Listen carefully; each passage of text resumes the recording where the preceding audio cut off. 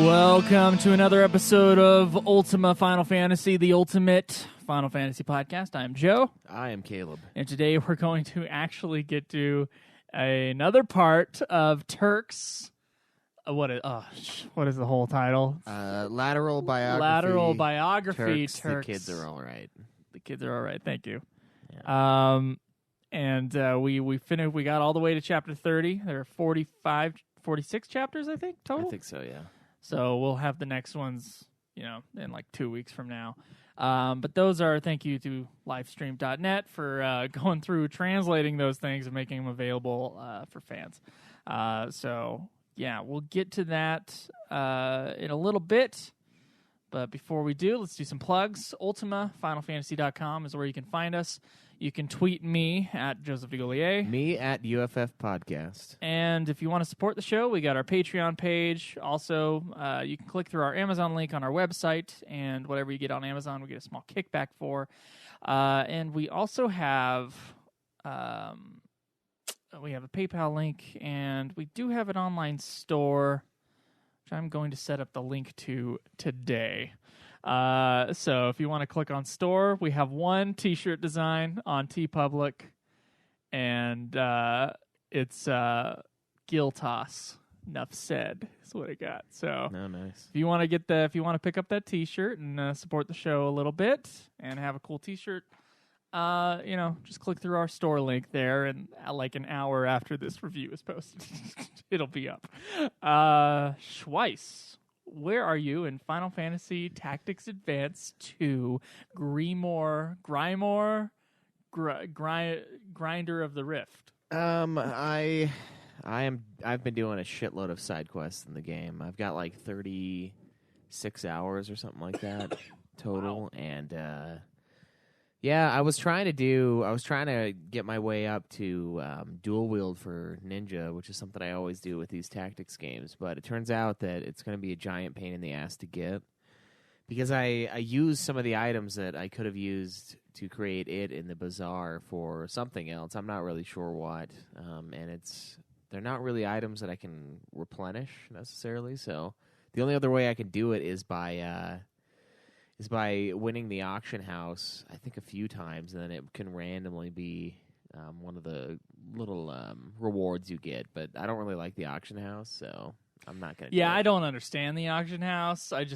I have no idea what the hell was going on when I went in there the one time. Admittedly, I didn't try it multiple times. And I said, this is not for me. So I went online. There is a nifty guide on how to get the dual wield weapon, and also how to get AP really quickly, which I did not actually go into, but it is on the guide itself. But it's kind of like its main strategy for getting the dual wield was the auction house, and I was like, what is this? What is this auction house bullshit? Yeah. So I did get dual wield, and I got it through. I have not been doing as many quests as you, so perhaps I didn't get as many like item pops as you would.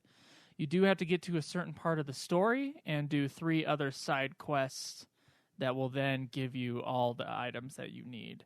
So it's a total of 6 quests that you have to do, or you have to pass, basically. And then you'll have all the items for the ninja quest, which is like succulent fruit, gun gear, and then one other thing. And I was able to do it. Now, it's one of those items that's like a rare one where it only gives you 1 of it. It won't give you 2. So I've been putting it on my main Luso guy, and so he's almost got it all the way. And just a few more missions, and I'll have 2 guys with dual wield. And dude, I am plowing this game. So once I got that dual wield, and I think I've done like 64 quests. I haven't done nearly as many quests as you have. Yeah, I think I'm at 136 now. Yeah, which is sick. I'm plowing the story right now. I have 5 story missions left, and then I am done. And nothing is difficult right now. I just passed a really huge boss, and I assume that normally it would have been hard, but this time it just wasn't hard. Could have been that I'm, in the mid 30s on the levels. And it could have been dual wield as well. Either way, I'm kicking ass in that game. So I'm excited. We're definitely going to have this review ready by next time, right, Schweiss? Yeah. Oh, yeah. Okay. So you guys are like 12 levels ahead of yours, so I nice. couldn't have a problem. You're 12. You're in the 40s right now? Yeah. Woo! Mid-40s. Yeah, dude, you should just be able to plow through that. Unless you want to do everything, of course. That's up to you. But yeah, I mean, the How Long to Beat had it at 50 hours, and I'm having trouble believing that number. Well, it's not a... I'm at 30. It's not how long it takes to beat. It's how long people played it for. That's true. So, like, it'll average everything. And if they played it for 40 hours, it'll be 40 hours. Yeah. I guess you're right there. It is hard to believe, but it's also it's not really being... I don't know. It's not giving us what we think it is. Yeah. That's what it is. It's still useful, though, to be able to time out your games, and so we did that pretty successfully, I think, on this one. Anyway, I'm excited to review that game next time. So this is your first reminder. We'll give you 2 during this episode to please give us, if you've played Grinder of the Rift. How do you say that word? Twice? Grimoire? Yeah. What does that even mean? Does someone know what that means in this room? It's a book. It's a magic book, according to Craig. That's what he uses in the beginning, is the Grimoire to go to the world. That's what he opens. That's what the Grimoire I just called of the it a Rift book. Is. Yeah. Well, it's another word for book. I don't know. Yeah, okay. I don't know what you want. Hey, don't act like that's a common word. I've heard it before. I've never heard it before, except in the title of this game, ever. I don't hear it often, I suppose. No. But Is it in like your big fantasy books you've read?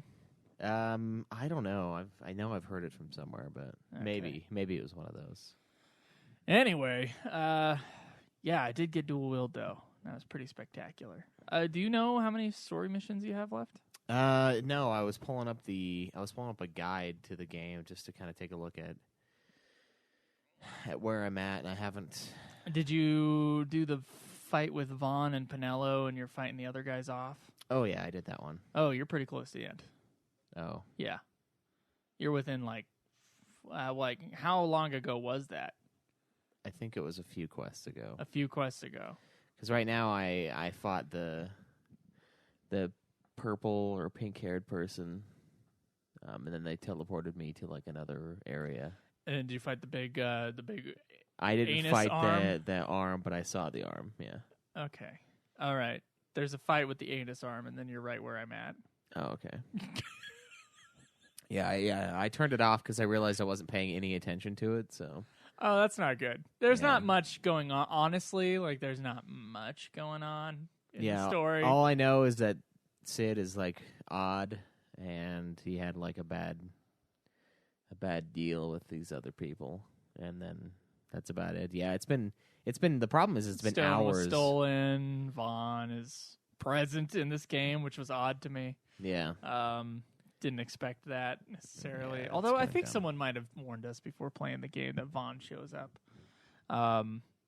as like a main character. It's weird.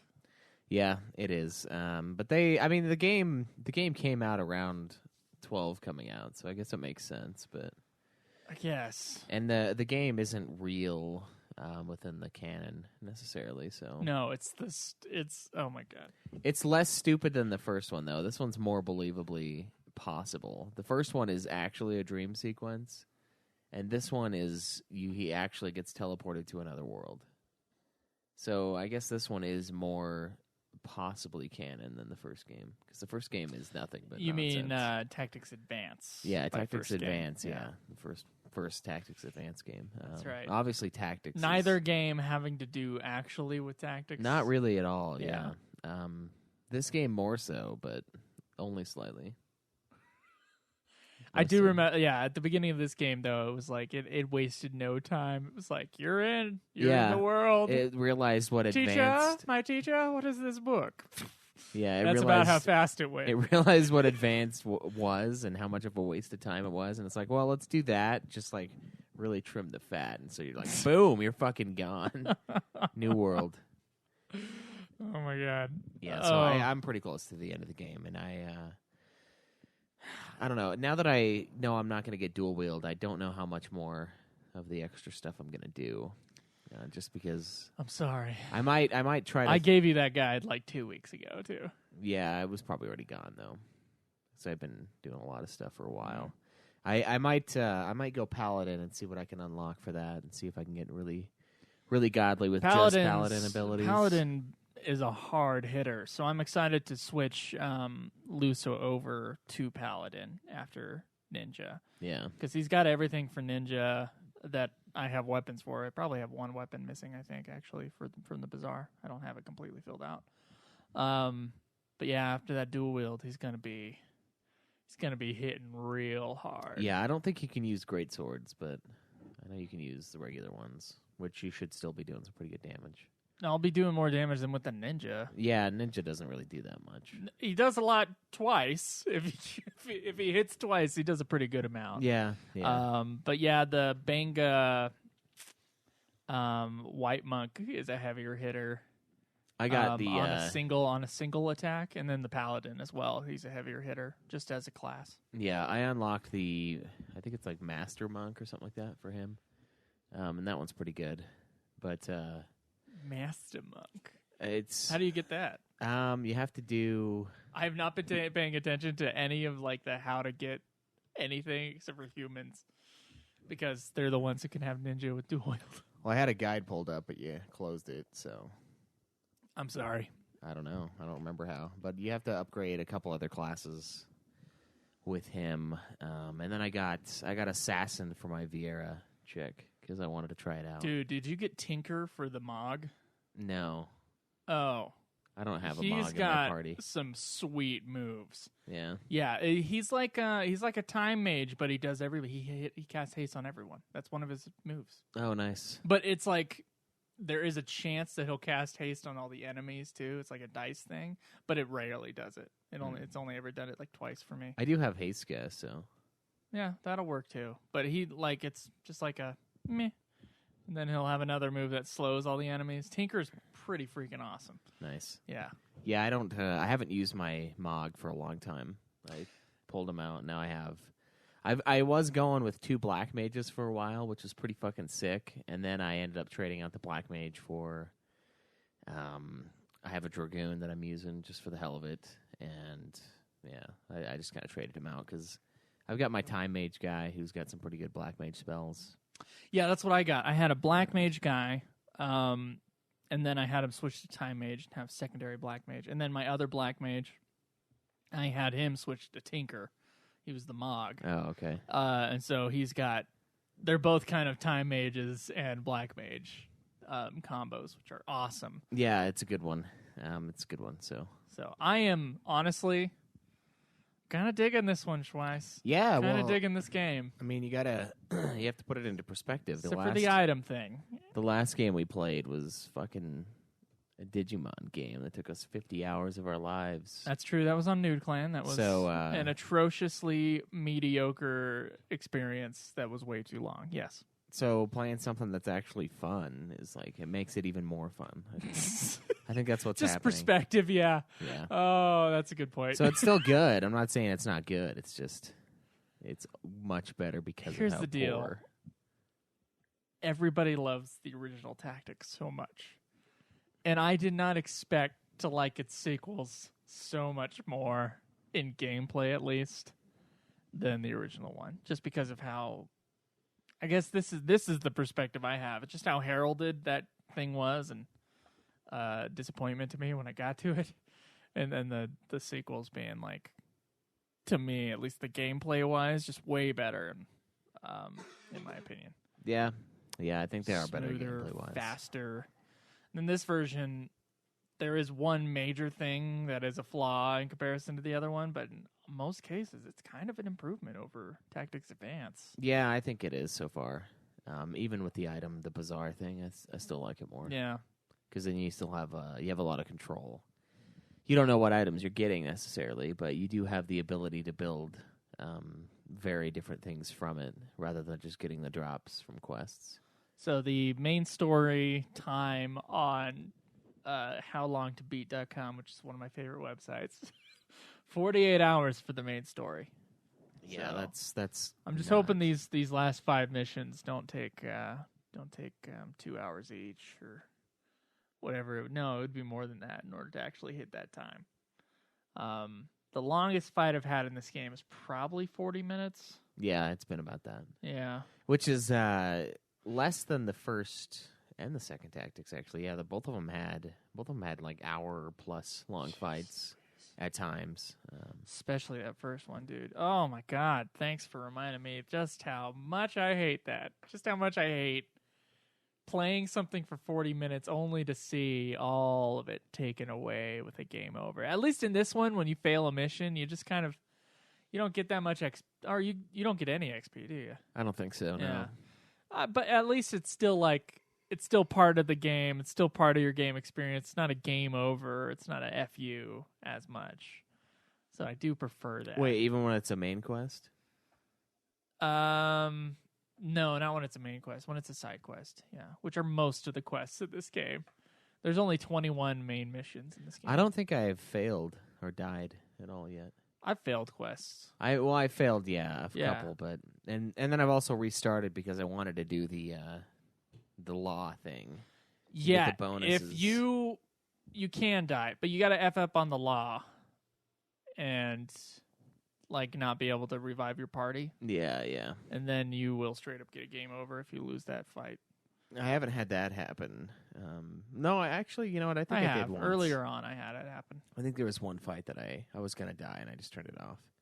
But for the most part, yeah, it's been really easy, which is kind of weird because the last one had some fights that were a giant pain in the ass. And then there are some in this where the guy gives you some BS clue about how to get a mission done, and then I'll fail those. Yeah, those ones I failed too. Like and once you get it though, it's like every single. No, one there is a the blue same. mage I have not beaten. Oh, one of the. Yeah, dude. The red mage I got. The blue mage I cannot kill. Oh, I killed all of those. Of course, guys. that was like 10 levels ago, but.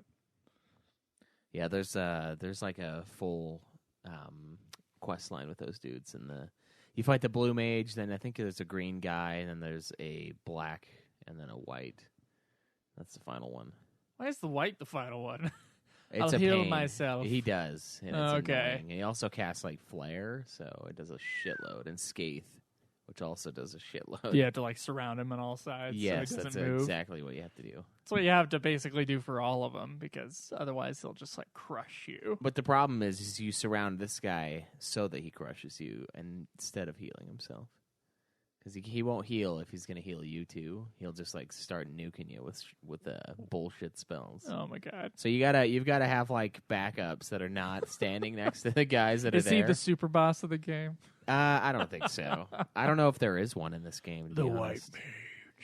mage. We haven't had a super boss that I've found in kind of a little while, actually. We're going into the doldrums of the Final Fantasy games. Yeah, Hope I you're mean, ready for this. well, We're I going mean- for the cheap ones, cheap seat Final Fantasy games that probably were $30 on release. Yeah, even even Not this one necessarily, but the ones after this one. even Revenant Wings had a super boss. Yeah, he's Matt down there. Oh, that's right. He wasn't. I bet there's something. I bet if you look up on one of the guides, one of the 3 guides on the internet for this game, Yeah, there probably is one that's like super tough. probably, but I don't know. Otherwise, what's the point of levels, dude? That's true. Yeah. What's the point of getting everything maxed out What's if there's the nothing? point? If there's nothing that. There's nothing to challenge you, Yeah. Anyway, all right. Well, Schweiss, we got 3 pieces of news. So if you want, we can get to those. Let's do it. All right.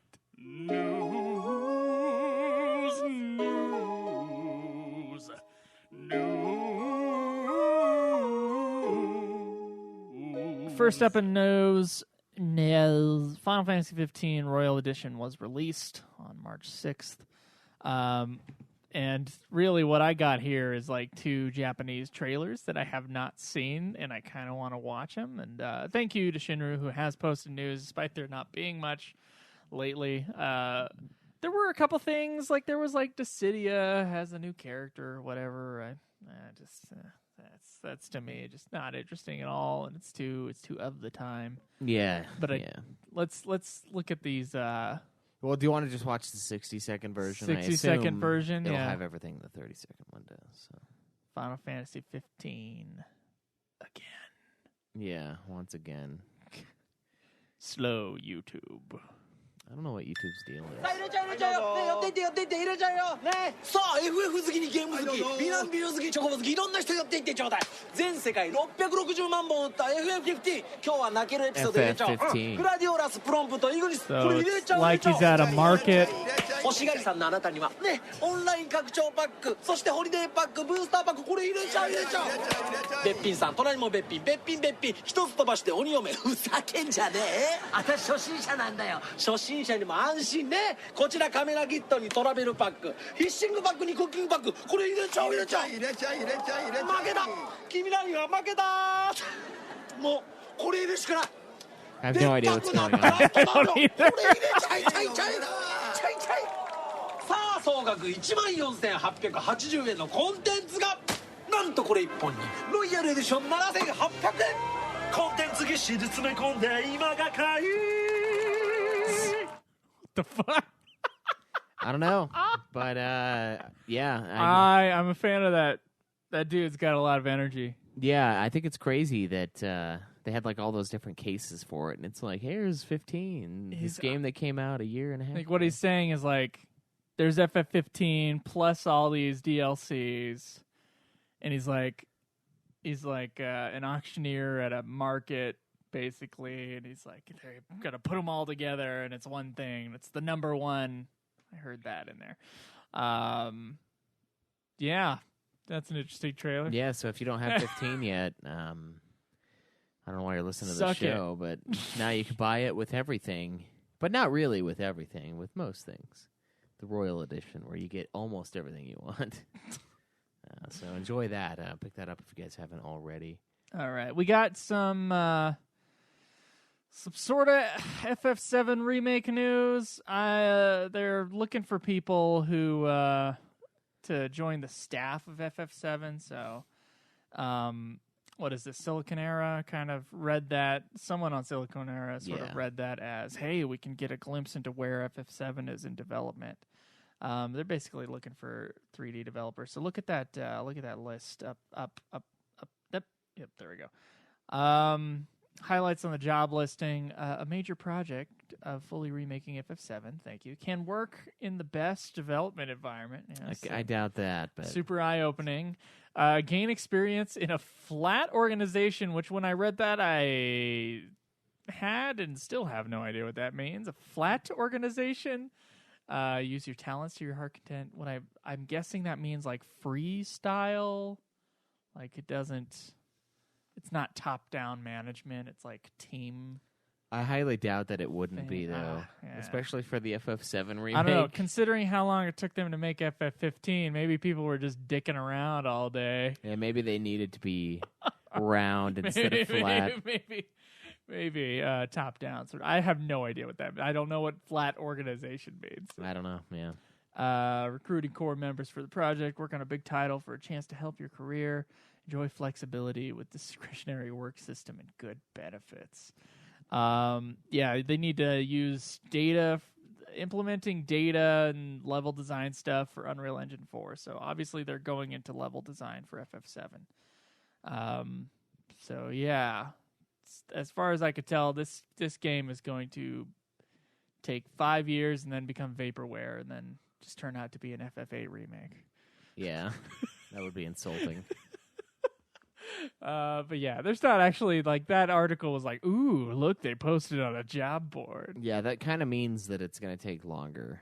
It's going to be a little while, is what I take from that. There is an 8-minute video available of the tour from the Memories of You Museum that was put up in January for a 30th anniversary of Final Fantasy Tokyo thing. I don't know if we want to read or watch the whole 8 minutes, but you can. It basically has highlights from all the games and talks about the history of Final Fantasy and mostly delves into the main series stuff. But if you want to check that out, what's this article on?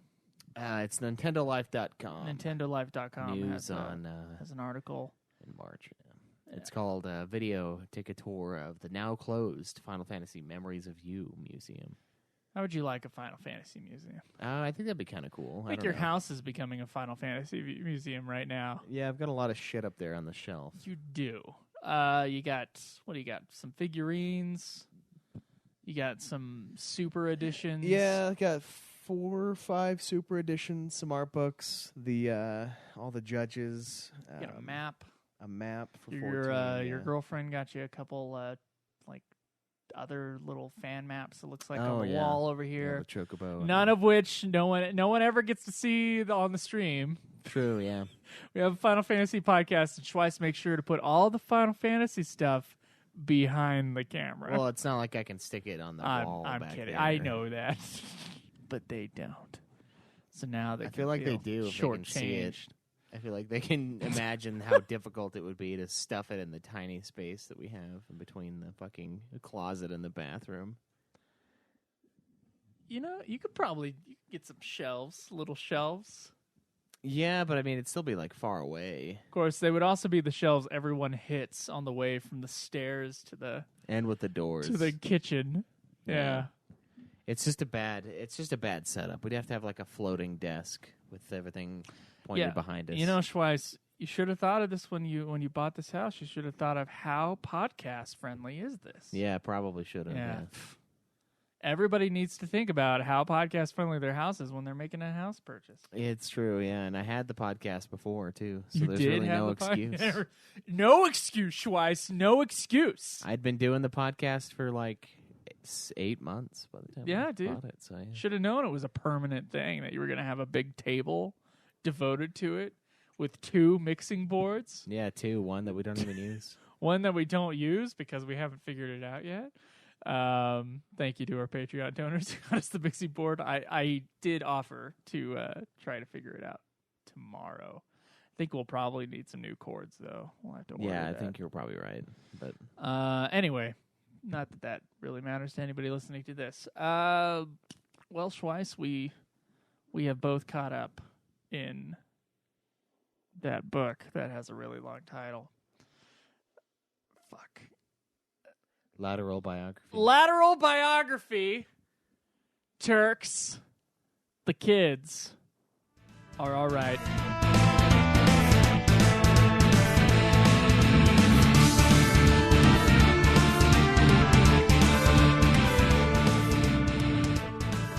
Okay, so we have been slowly making our way through this FF7 novels fan translation via livestream.net, their podcast, of course, winners of the coveted, what is it, the Mother Uffer? Yeah. The Mother Uffer Award. Yeah, a few years back. Yeah, they won. Yeah. So they're a really useful resource when it comes to FF7 stuff. They're really like in depth, a lot of good shit on there. This novel, not being great shit. I know that we're only 2/3 of the way through this thing, Schweiss, but I don't believe that this is a very good book. No, it's poorly written and it's very uninteresting. And there's a lot of dialogue in there, a lot of conversations that are very awkward. That's true. Some of that's the translation. When I'm thinking of the story itself, though, I think there's some problems with it. I think we'll get into that in like the third part of this thing. But I'll tell you what. I read chapter 15 through 24. And then I took a few days off of reading because, hey, some people were going to come in and do a Final Fantasy Dimensions review. So I was like, okay, Yeah. all right. Don't need to do that right now. So anything to stop myself from reading, anything at all. So, I put it down. And then I came back to it a few days ago. And I was looking. I started reading chapter 25. And I had the realization that I couldn't remember a goddamn thing that I had read at all. Except that somehow he got a hold of Cloud's bike and Tifa. He met Tifa. Help me. Schweiss, is what I'm asking you to do. He didn't get his bike. He called Cloud. Oh, he called Cloud. Yeah. Wait, how did he get over to Don Corneo's place? I think he got a ride. I don't know. It doesn't matter. It doesn't matter. It really doesn't matter. So this is no easier for you then. Not really. Okay. No, it's very poor to read, and it doesn't matter. Most of it's just pointless dialogue and pointless How dare you, Schweiss? This interactions. Is FF7. Nothing is pointless. Yeah. So it starts out. We're getting a doctor that kind of fixes Evan up and says his scar that he has had. He only has it because the doctor was ordered to sew wounds in a way that leaves showy scars. So this doctor doesn't know how to properly stitch someone up. He can only stitch you up in a way that looks like shit, so you have this big gaping scar, because that's what the chicks dig in this fucking world, apparently. Wow. Yeah, so like, oh, you know, and he says that. The doctor says, like, I don't actually know how to stitch you up without making it look this way. They only taught me how to fuck it up. It just seems like, well, I mean, when you're stitching something together, you just kind of close it. I don't understand. Do you think this what's is the set up problem. later when he has to, like, cover for Rufus Shinra? They're going to be like, he's got a scar. Probably, yeah. It's probably going to have a payoff. That's totally a plot point in the movie, 1980 movie, Kagemusha. This guy, he is set up as a body double for the king. And he never sleeps with the mistresses, and they think he's the same guy. They think he's their husband. He looks exactly like the other guy. And then one of them sees a scar on his back, and it becomes a huge deal. Because she's like, I've never seen this before. Yeah. So, this is common. I guess, yeah. Common It plot must be- thing. it must I be a bet thing. it'll happen. We haven't gotten to it yet, but I bet. It's got to be set up for something, or it's just a nothing scene. Yeah. So there was another part where Kiri gets mad and like shoots the gun off inside the vehicle that they're in. Like she just like gets pissed and like shoots it. And that to me was like really stupid, and like I don't really understand. Like I can understand like yelling at somebody, but just being like like it's like, what the fuck is your problem? Like I don't understand it. So there's a lot of awkward stupid things that happen in this story, and it's just after a while it just gets really, really old. So there's another line where someone says like, he like basically is shitting on dependent people who live under the safety of Shinra. To me, that just sounds like employees of Shinra. Like you're a dependent on that job you have. You know that, right? You're a dependent. Well, like, Shinra yes. was basically like I know. the government / giant company, right? Yeah. I think the delivery of that section of dialogue was like, it just felt really poor to me because it is a big company and they're like the power company basically, and they're like, oh, you live under the protection of them. It's like, yeah, because I work for them. Like, it just seemed odd, like an odd thing to cry about with all the devastation going on around here. It's and I don't know. So there's another part where they talk about Genova, and one of the guys says the apple of my eye is Genova, and I thought that was really weird.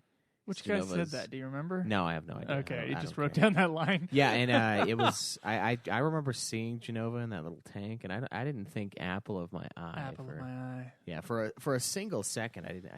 Yeah, think the at all. Turk guys are going after Genova, and I can't remember the reason, or if they even said a reason why they're going after him, after her. Yeah, and then of course we get Cloud. Cloud shows up, and this is where I kind of started to dislike it the most, because I kind of liked how the story so far had distanced itself from the main characters from the game, and I knew it couldn't do it forever. I mean, it had to. We had Rufus, but I wouldn't say he's a main character. I'd say he's more of a side guy.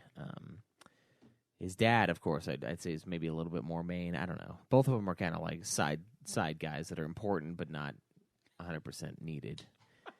So I enjoyed it more so until Cloud showed up, and then of course we get a scene where our main character goes into the bar, Seventh Heaven, and then meets with Tifa, who who kind of digs him, I guess. And there is one cool little detail that surrounds the Nibelheim like cover up thing, which is honestly one of the weirdest things in Final Fantasy VII. How they like the whole town was destroyed, and then Shinra like paid people to pretend to be the townspeople like endlessly. Like it's a really freakish thing to do.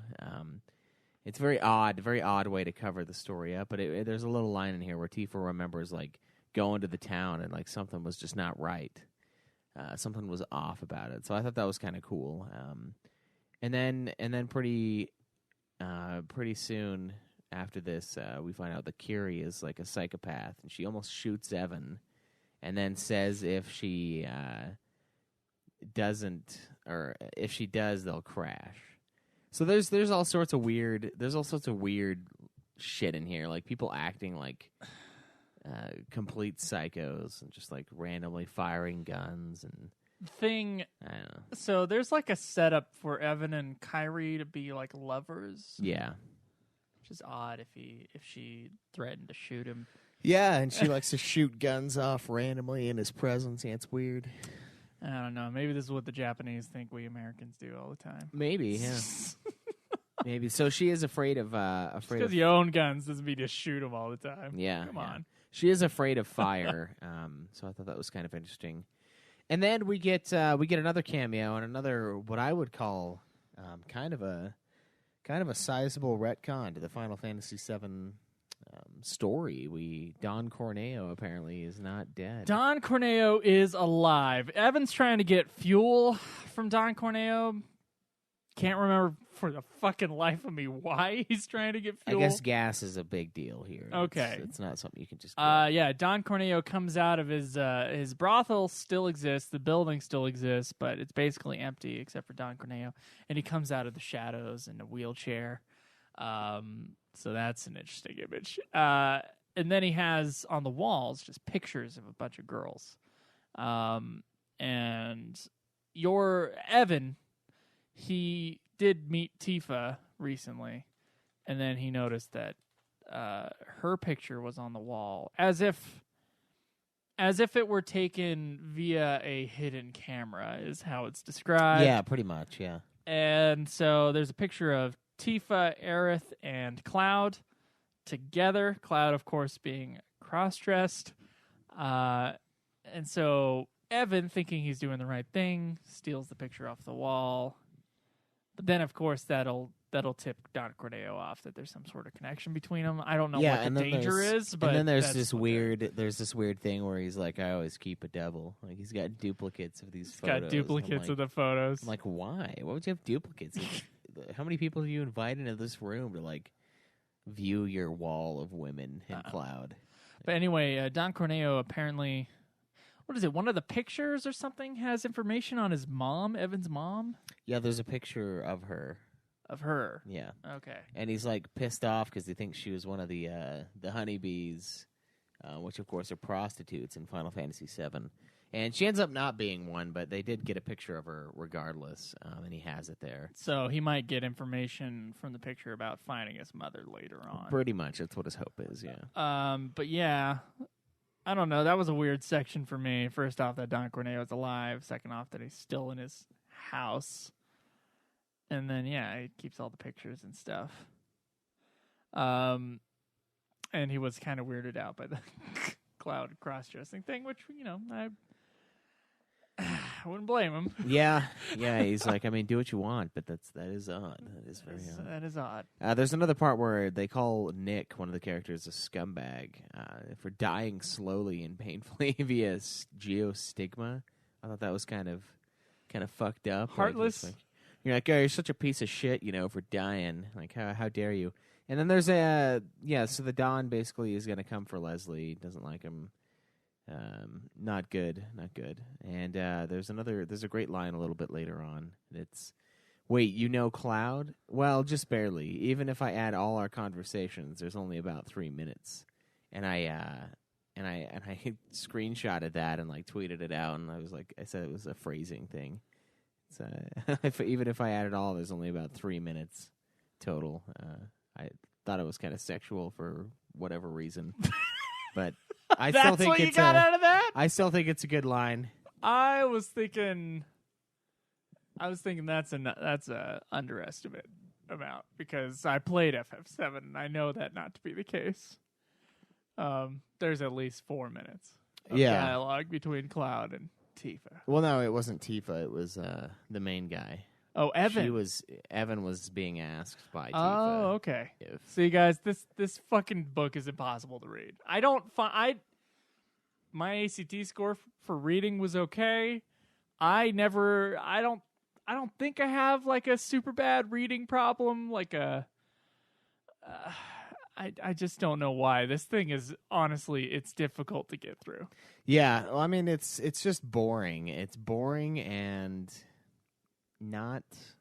It's kind of all over the place. I'm surprised that the writer of FF7 made this plot.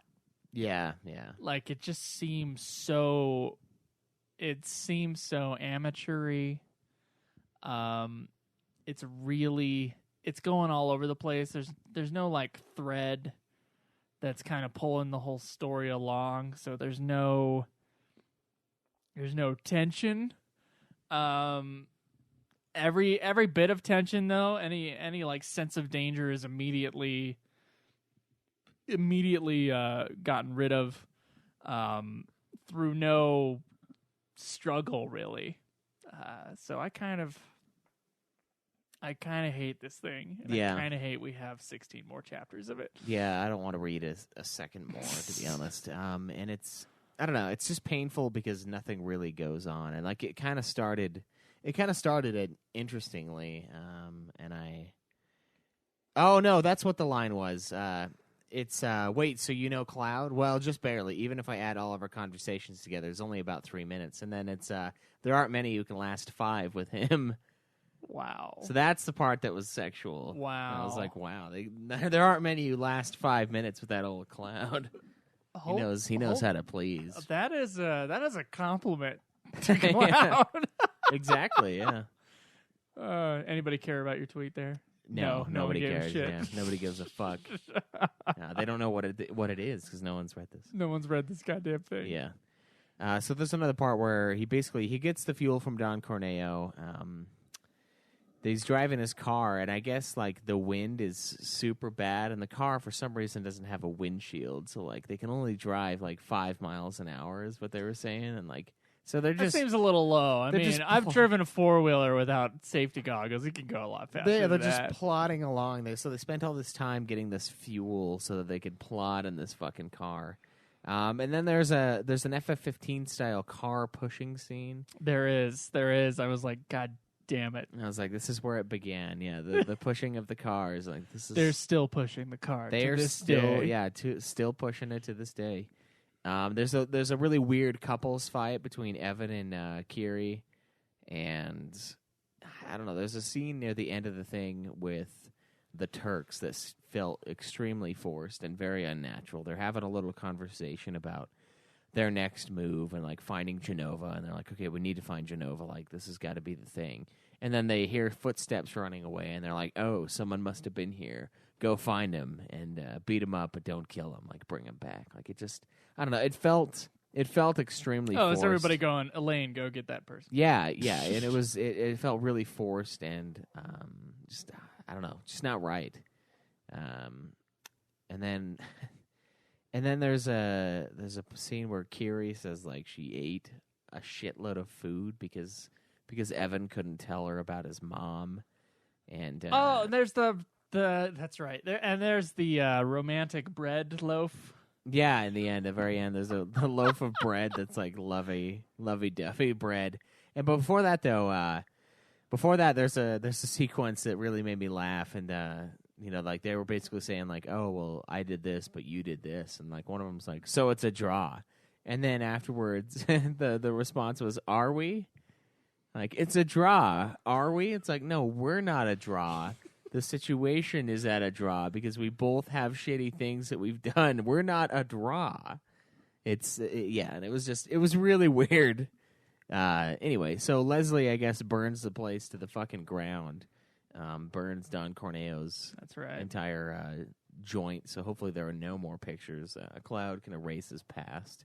Unless he's like, I have another house. Yeah, maybe. Yeah, That's where the doubles. That's are where the at. duplicates are. Yeah, and then there's one of the final scenes in the novel, at least for the first 30 chapters. There's a part where Kiri says like she feels like one of those rich upper plate kids because they have a car, and I'm like, Yep. yeah, nothing says rich like a fucking windowless car that you just barely got done pushing down the road. Hey, you know what? That's how bad the slums were. Super wealthy, and like honestly, That's what it tells you, man. That's how bad the slums were. There was a dude living in like a half a crate container before it was cool. Yeah. Like a ship crate. So that's how bad it was, man. Yeah, bad. I guess that's true. Yeah, and there's a guy that I swear to God I remember he like lives in almost like a giant glass bottle or something like that in 7. So it is a pretty shitty place. Yeah. So maybe Getting spare giant glass bottles and making homes out of them. Yeah, a big old Coke bottle, from the fucking Thanksgiving Day parade. That's right. It's Just right after they do the parade, they just chuck the bottle somewhere, and it's like, that's my home. That's right. So it pretty much ends there. These guys are going to be a couple. This Kiri. They're going to be a couple. Evan. He's totally going to have to look for his mom somehow. The Turks are up to something. The kids are not all right. The kids are not all right. Yeah, I don't think so at all. I don't fucking understand the title of this thing. Honestly, reading it's hard to understand sometimes. Like, who's talking is a huge deal. Yeah, we talked about that last time. Well, that kind of makes the characters all bland. It kind of makes them all mesh together because we don't really know who's doing what when. A lot of the times, there are some times that you can kind of tell who's doing what, but for the most part, it's just kind of up in the air. The only time I know for certain is when it does say who's saying what, and then also when it's like the Turks, you can tell like, when Reno's talking. But that's about it. Yeah, there's some personality in those characters. But that's really all the personality. Like the main character doesn't have really any personality in this thing. He's just there. He has a purpose, so he is certainly the main character. But he doesn't have anything that defines him outside of every other fucking person around him. They all just seem like the same blob character, and it's fucking annoying. Like it's. Oh, we only got 16 more chapters. Yeah, well, that's good. That's good because I can't stand this thing. It seems like just such a waste of time, and like the whole extended universe of Final Fantasy VII is a fucking waste of time. Like Advent Children is a shitty movie. It's full of a lot of fun, but it did not need to exist. They destroyed Tifa and Cloud's relationship. This thing is a giant waste of time. All it does is retcon the fuck out of 7. More so, I would say. More than On the Way to a Smile. On the Way to a Smile and Advent Children. I mean, it's just all over the place. It's like and like I'm wondering like why is 7 such a long game if this was all intended? And like the reason is because it wasn't.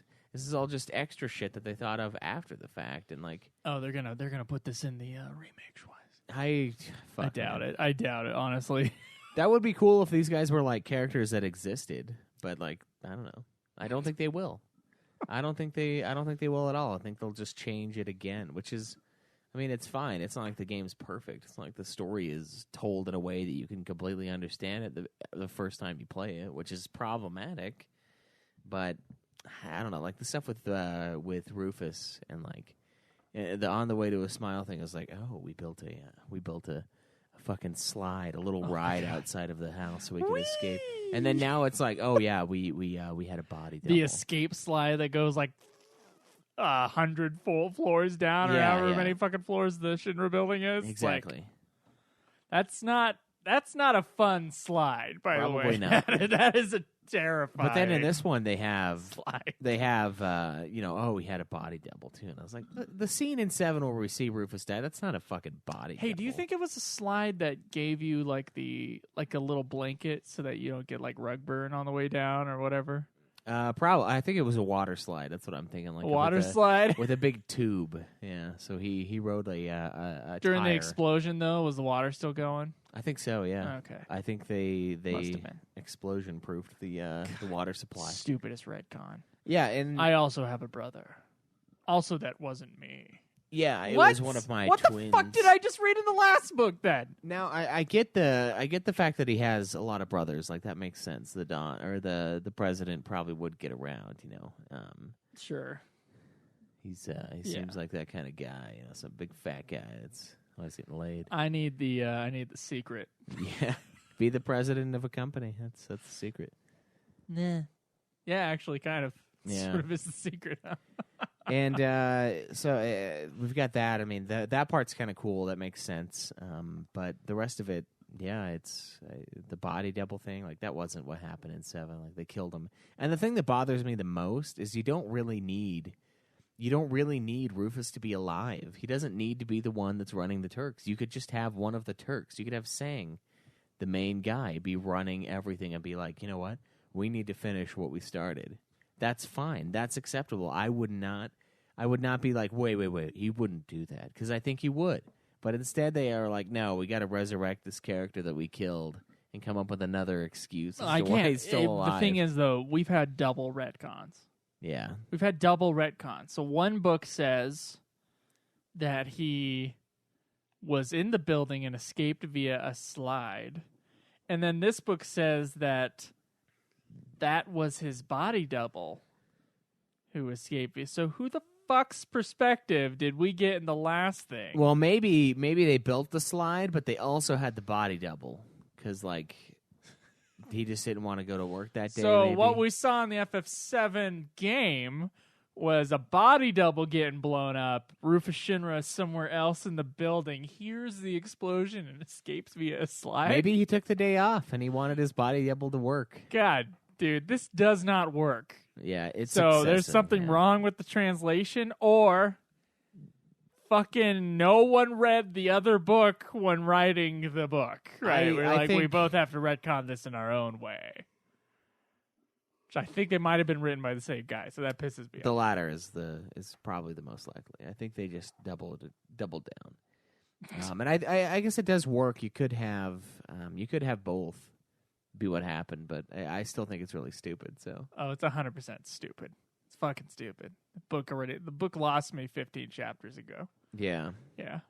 Anyway, we still got more to go, though. Yeah, thanks for translating it, though. Thanks for translating. At least I couldn't have done it. I couldn't have made it through. I probably would have been like, nope. I mean, the thing is we have an FF10 novel coming up too. We do. That looks pretty goddamn painful as well. Like the whole like Titus kicking a bomb and like blowing up. Like I'm not excited for that either. And I think that's actually the next thing we're going to be doing. I heard Sin comes back. Is what I heard in the book. Yeah, that should not happen. Right. So I don't know. I don't know what to say about that. I don't know either. I'm afraid it's over. So he can't come back. But I guess I think there's a good reason we're not getting these novels over here. Yeah, because they're bad. Yeah, that's probably. why. But we thank those who have taken the time to translate them. You've suffered for us. Yeah, you have suffered for us. I hope you didn't learn Japanese just to do these things, because that is a giant disappointment to you. Hopefully you at least watch a lot of anime with no subtitles on. There you go. So yeah, you super rewarding. So you can at least get some kind of reward for your years of study. Your years of service. Yeah. Okay. Let us. We got some reviews. We got some questions. Then I got a giant queue from us to you. So, questions first. Yeah, let's do questions. Questions for us. We would like to hear from you. To our forums. Or contact us on Twitter. Get on and ask your questions. We'll answer them within a week. This is the question segment. Ask and you will receive. Strike Knight says Joe likes men. Is that what that says? That is what Yeah. Okay. Sure. Yeah, I like men. That's fine. So They're fine. we have a question here that's titled "A Question for the Ultimate Metallica and Megadeth Podcast" from Old Man Flippy Flop. Flippy Floop. No, Flop. It is Flop. Two P's. If you're going to place the members of Metallica and Megadeth as characters from any Final Fantasy, who would you pick and why? Only one I can think of off the top of my head is James Hetfield as Luso from FF Tactics on account of being a game hunter. The hunter thing for James totally does fit. I think Lars Ulrich would be a samurai with Gil Toss. Big business guy, definitely, and he's got a lot of money to throw around, so I'm going with that. Okay, so I'm gonna do Sabin for the bassist, Danny Trejo, or not Trejo. that's Wow, Robert Trujillo. Robert Trujillo. Some and some Danny regular, Trejo. some really normal name, and then a really complex. Danny Trejo is Machete. Danny Trejo as Sabin. He is the bassist replacement for Robert Trujillo, whose name I lost. And, yeah, that guy's ripped, so I'll go with that. Sabin, obviously, more so. Robert Trujillo is freakishly in shape. Yeah. Like, you usually like rock star guys are either super skinny or super fat. There's not usually like a super buff Mexican dude. There's none of that. So, way to go, Robert Trujillo, for being a very fit member of Metallica. I'll make Edward. I'll cast Lars Ulrich as Edward. Really? Yeah.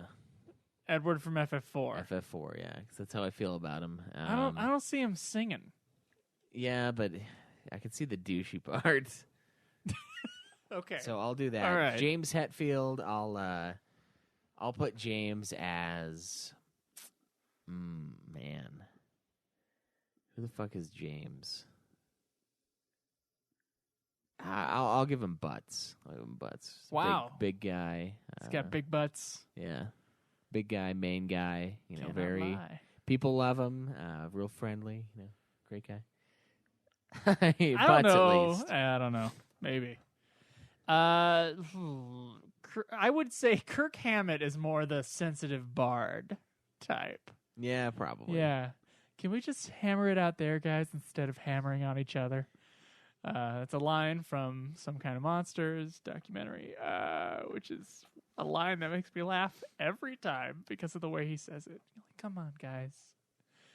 Can we just hammer it out there instead of hammering on each other? His soft-spoken, sensitive, delicate ways, Schweiss. He is Edgar. No, I think what he is any character. Or Edward, sorry. He's any character once they're turned into a frog. He has this face. He has this face that he makes when he gets really into playing, and he looks like that meme frog. You know exactly what I'm talking about, don't you? I do. He looks so he is Lars Ulrich frog mode. Oh my god! He's got that frog curse. It's the way he holds his face and like he's got his eyes. It's perfect. It's like the stoned frog meme thing. I don't know what the fuck else to call it, but that is what that is what he looks like to me. Oh my god! And that rounds out Metallica. Yeah, I think your casting of Robert Trujillo as Sabin. What about Robert Trejo perfect. as Robert Trujillo as Sabin? Like a Tropic Thunder. Danny Trejo, I could see as like a shadow character. Yeah. Yeah. Like a funnier shadow. Like a Mexican Vincent. There you go. Yeah. Yeah. Yeah. I could see that. Sure. Not a member, not an actual member of the By the way, that guy will be in any movie as long as you pay him his day rate, which is $3,000 a day. I know that because Paige worked on Cyborg X. And she found that out. I was like, oh, that's why he has 1 million credits. He just keeps working. And he is old, dude. That Danny Trejo he's getting up there. Yeah. Yeah. Yeah, dude. Got to make that machete in space. I know! Before he dies. I need machete kills in space, but I think the last movie lost money, so I don't know if it'll happen. It's officially as announced on IMDb, but it's been that way for like 3 years. Yeah. Come on, Robert Rodriguez. Don't make your weird eyes people movie. And I saw the trailer for. You need to make Machete Kills in Space. Let's see. Jason Newsted as a berserker type thing. So like a warrior in berserk mode. So if you see him play live, man, he is crazy live. Yeah. Do they not mute him live? Like, is that not the thing? Do they not turn Jason? his? Did they not turn his bass all the way down? No, they don't. They don't actually. Yeah, That's surprising. It is. That was a huge part of. I love this being the Metallica podcast. That was a huge part of Bob Rock coming in and producing the next album because his thing was the way he sold himself was like, yeah, I want to make I hear you guys live and I want to make you sound on your album like you do live. So that's how the Black Album was supposed to be. Sort of sounds like Metallica live as opposed to Injustice for All, which sounds like Metallica very clean and sterile. And a lot of that was him adding a ton of bass into the mix, as opposed to the last 4 albums. Because Metallica before Black Album there's hardly any bass. They only have 3 albums where you can hear the bass, frankly, that well, and it's Black Album, Load and Reload. The other albums, everything, even though there is bass in there, everything's turned down. And of course, Justice for All is the biggest one where that's a huge deal. So Bob Rock would be... See, Bob Rock, because he did play bass for like a minute, didn't he? Yeah, he did. He played bass on the worst Metallica album. Yeah. That's Saint Anger is Bob Rock bass. Oh, that's right, yeah. Yeah. That was before they got Danny Trejo. So who would Bob Rock be? I think Bob Rock, I have no idea what the guy looks like, to be completely honest.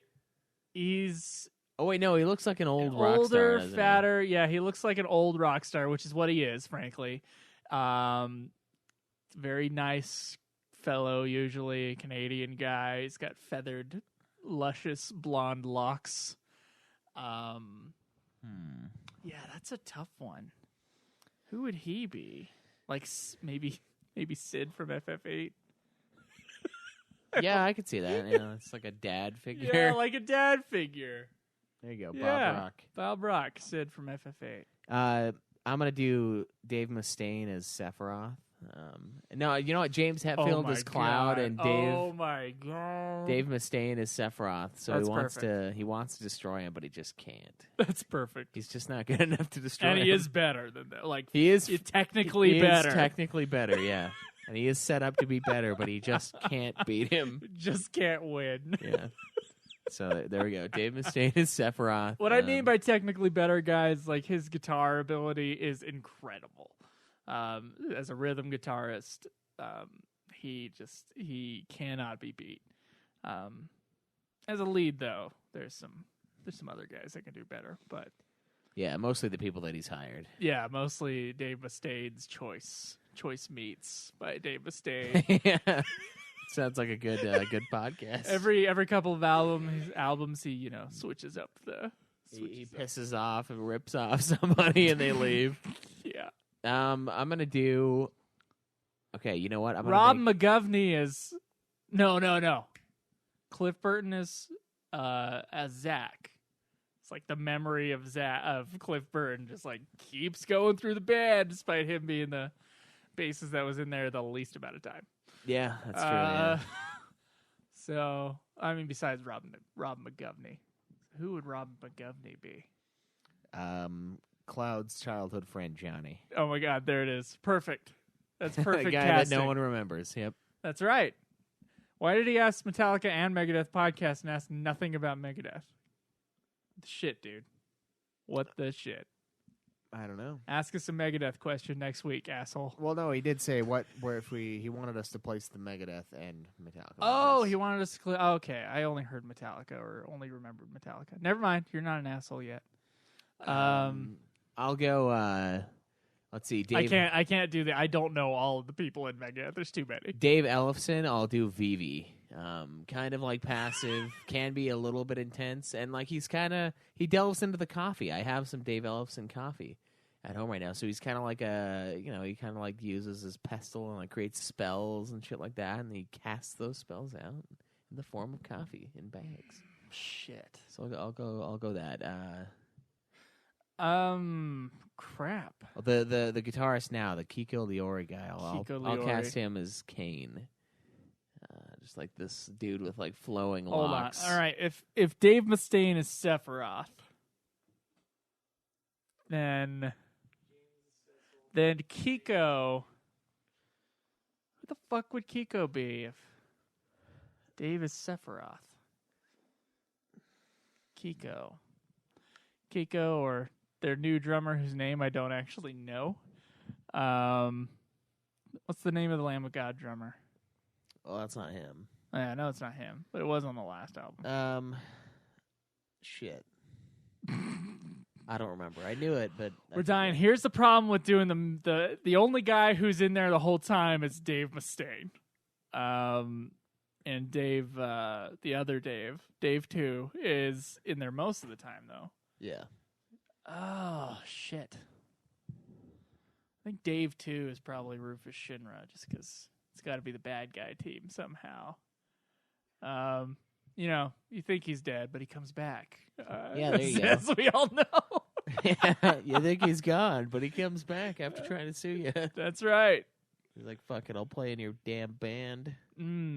Ooh. The drummer is Hojo. Because he's like scary good at drumming. Yeah, there you go. There you go. Ba-dink. That's all I can come up with, Craig. Don't give me that fucking face. Fuck you. Yeah, I don't know who the fuck Kiko is. I don't know. One of the Turks. Yeah, maybe he's saying it's long Sick. hair. It just depends, like, which Turk is in right now. So Yeah, there you go. there you go. He's every Turk. Yeah, He's every Turk. Saying rude. And Sephiroth is really still the enemy of those enemies. Yeah. Yeah, so he's like, yeah, perfect. Dave Mustaine. There you go. That's all I could come up with for Megadeth. That one's harder. That one is harder because there's like 1,000 members, and they're all there for like 10 minutes each. All right, so what is the future of the Final Fantasy brand? This one from Beaver LA. So with the release of the Royal edition of FF15, I wanted to know the show's take on where the Final Fantasy brand is heading. With the exception of the MMOs. Oh, thank you. Yeah, thanks a lot. Second good. With the exception Your name is disgusting. of the MMOs, all mainline FFs had a clear story arc, even if it wasn't well told, with all parts included and nothing but cosmetics in the way of DLC. FF15 said fuck that, cut out story to release as DLC content, changed parts of the story for God knows why, and are continuing to mess with what was supposedly a finished product. I haven't played FF15 since I platinumed it a few months after release, but from everything I have seen in the last few months, it leads him to believe that the game he played, and honestly enjoyed overall, is mutilated and will continue to be mutilated for at least another year. Do you think that this is the way of the future mainline titles in the FF brand? And if so, what does that mean for the brand overall? Love the show, and I, for one, am excited that you guys put an end date to the weekly show. I'd rather you go out like Breaking Bad than drag on into shit like The Office. Thank you. Thanks. Haven't watched either. I have watched The Office all the way through. Office kind of went like Scrubs did. So after like the main guys were done being the main guys, and Steve Carell kind of became like a secondary character, the show wasn't as good, and it only lasted another season. I actually thought the last season of The Office was a lot better than the last season of Scrubs was. But yeah, those are like my two favorite comedy shows, sitcoms that went on for forever. So I get you. No, I haven't seen Breaking Bad all the way either. Twice. I've only seen. I think I've seen most of the first season. I don't remember why I stopped watching it, but there was no real reason. I just kind of was like, I'll watch it again later. Future of the Final Fantasy brand. A lot more mobile stuff, just to make money. A lot of small retrospective games as well, like World of Final Fantasy and all that other shit. I think we're going to be seeing that a lot more often. We have been seeing it quite a bit in the last like 10 years. A lot of, remember what Final Fantasy used to rule the world? Blah. And then they make a game that kind of celebrates that in a way. What makes me sad about that is, of course, then we don't get like a mainline Final Fantasy every 3 years. Like Resident Evil is still going. Like they got some good ones and some bad ones, but they're still pretty regular, right? Like every 4 years or something like that for Resident Evil. Yeah. And even Metal Gear Solid was like every 5 years. It's sad that FF15 took so goddamn long. Like 6 years is way too long for a mainline Final Fantasy. Yeah, it's too much. So I'm hoping, the way I see it looking right now is that won't be the case. It's like they're going to come out with like 2 every decade. And probably still go on with the online ones like every 3 games. And then the main series ones will be some huge event. And there's going to be a lot of like internal bullshit. And we're going to get a bad one, and then we're going to get a good one. Then we're probably going to get a bad one again, and we're going to get a good one. Not when I mean bad, I mean like a super disappointing one.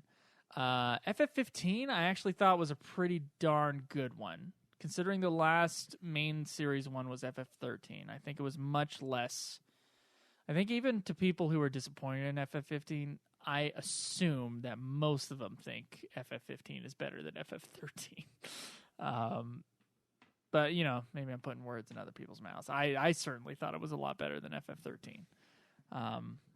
So I don't know. That's kind of how I see it going on. They're definitely going to keep with the DLC because, I mean, if it wasn't making them money, they wouldn't keep announcing new DLC.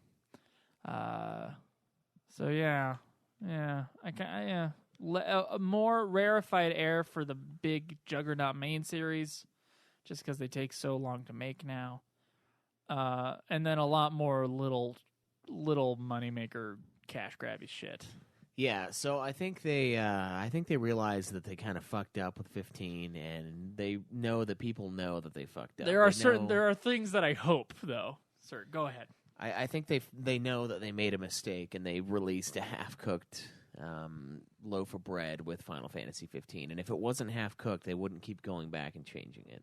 If they were satisfied with what they put out, they wouldn't go back. They were going to do DLC anyway. Yeah, but it's not about the DLC. They rewrote certain chapters. They remade parts of the game. Yeah, third chapter. It's not 13. the same game at all. They added cutscenes in there. That's not adding DLC. If you only downloaded an update, it's not fucking DLC. I think they're gonna with 16.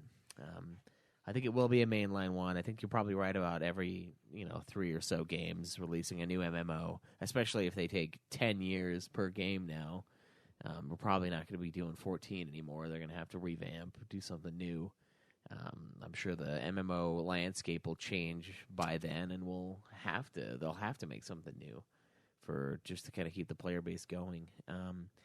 I think what they're going to do is I do believe they are going to keep the DLC train going because it is a big moneymaker for a lot of these companies, and whether or not you like it, I think it's acceptable to an extent. I do think it is a little crappy for them to keep things that are associated with the story behind a paywall, but at the same time, honestly, I think about it and I'm like, well, if it's either you get Episode Prompto, Gladiolus, and Ignis as DLC, or you don't get it at all, I mean, which would you choose? You'd probably choose the DLC, because then at least you have the option to play it. And if that's the only way they can afford to make something like that, then go for it. But it does seem a little iffy to not have those chunks within the main story itself, because it just seems like it's something that they should have.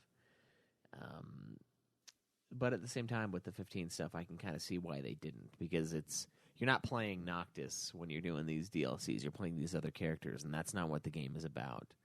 So adding their little side quests, their side missions as DLC, sort of makes sense.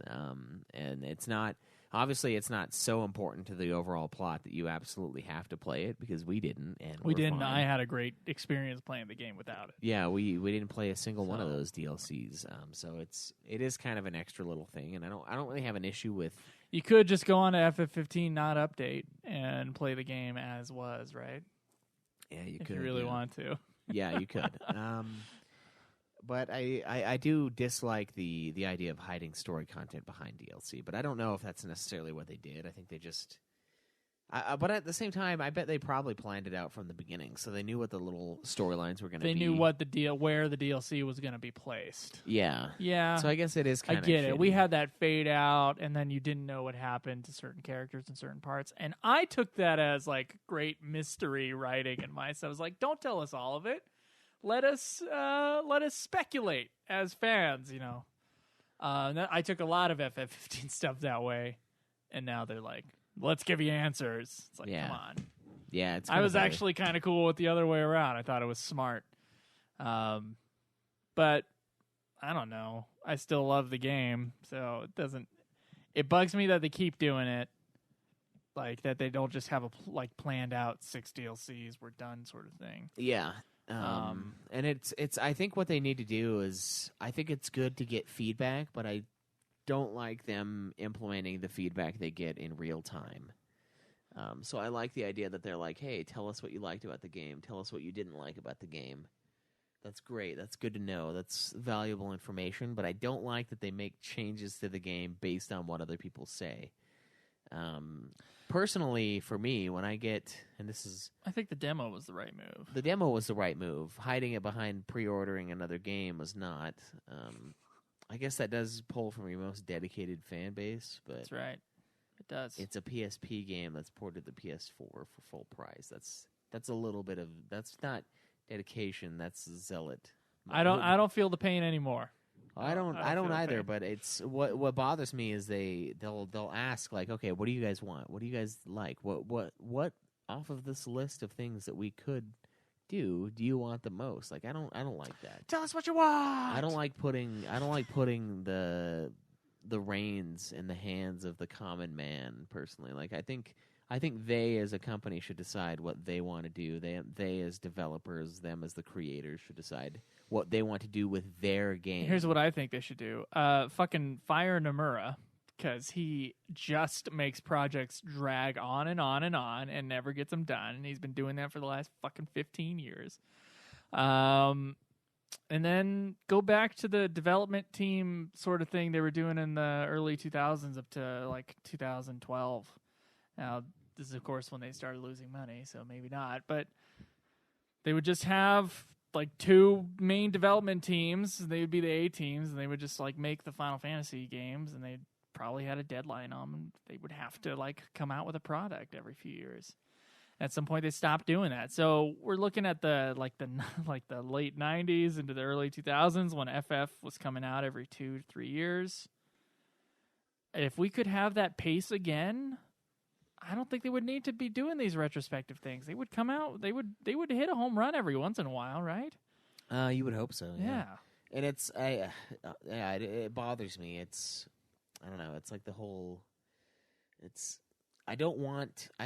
it's something that I can't stand, and I don't want to feel like an old man, but like I think it's something from our time that makes this like the thing where it's like I want my things, the things that I like, to be for me, by me. Like I want it to be my whatever, and I think that's exactly what 15 has become.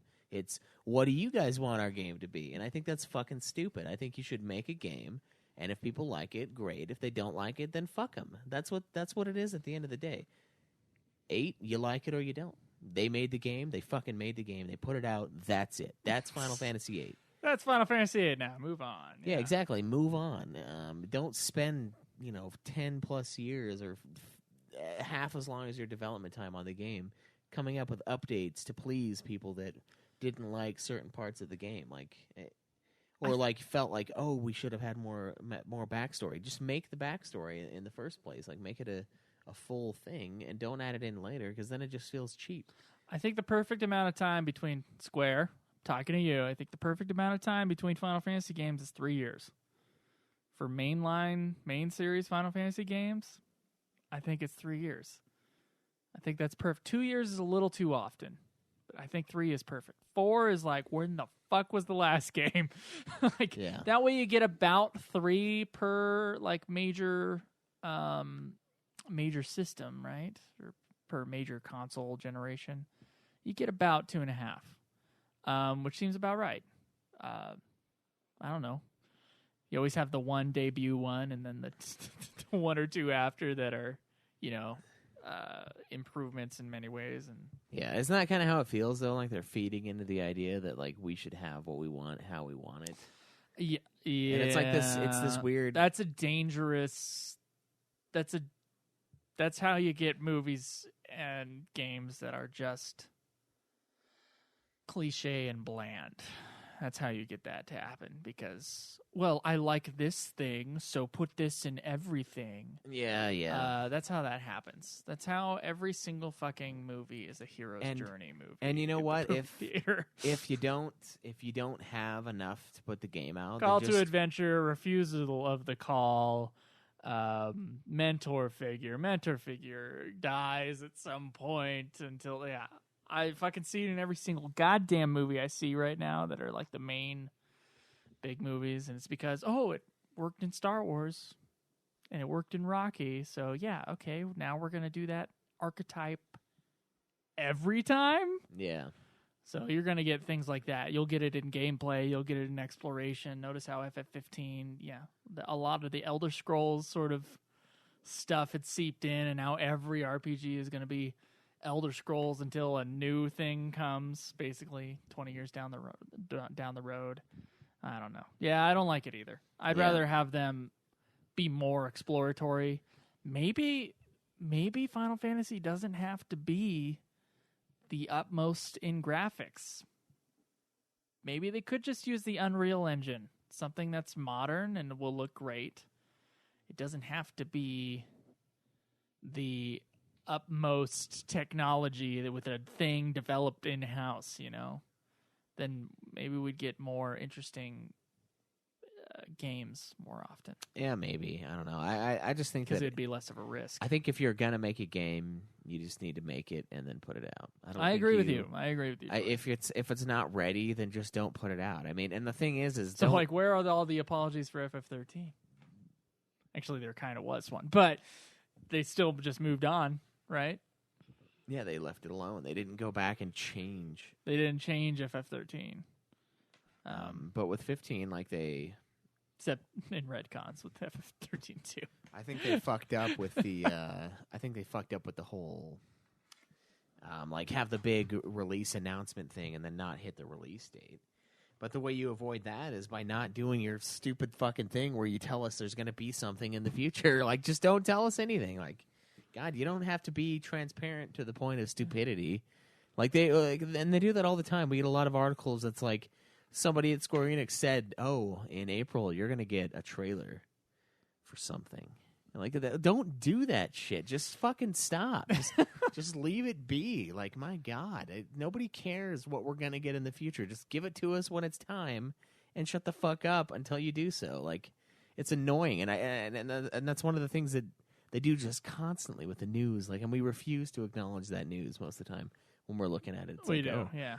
in 2 weeks, there's going to be an announcement trailer. It's like, for what? Like, what is the announcement? What is the thing? Like, just don't do it. If it's not time, if it's not ready, if it's not going to be ready, don't tell us it's going to come out in September and then it releases in November. Like, just don't say a goddamn thing.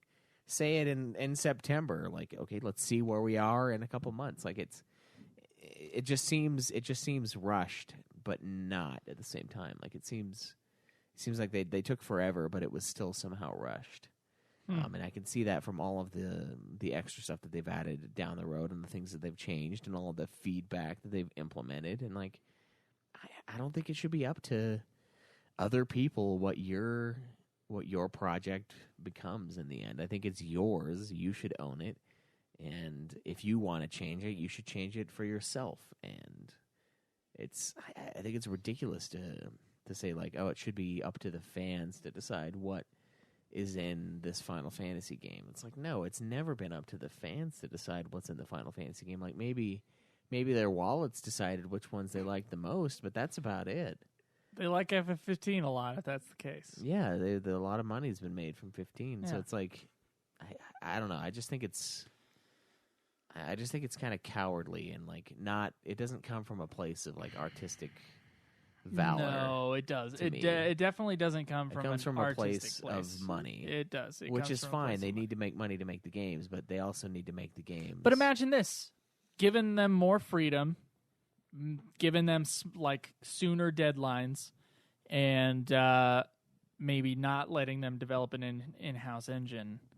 That would save them a ton of money, and would probably make them more money in the long run because they have more big things coming out more often. Yeah.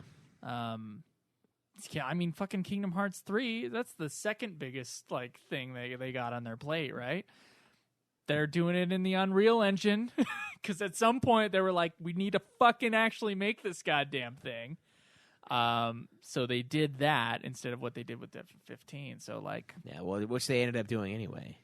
They just spent a ton of time on this Luminous thing, and they're like, fuck it, we can't use this. It's just unusable. And so like, they were originally developing on Crystal Tools, which was the thing the FF13 universe was made on. Then they switched engines. They also switched everything. So except that the main guy is Noctis. Yeah, it's basically what they kept. Yeah. Noctis and the city's Insomnia, and that's it. Yeah, there's a lot of clusterfucky type things about FF15. Things like developing a movie at the same time is a really. I mean, you don't even know what the game is yet. Like, if the game is not set in stone, why in God's name would you make a prologue to that thing? Yeah, that's true. Yeah. Jesus Christ! All right.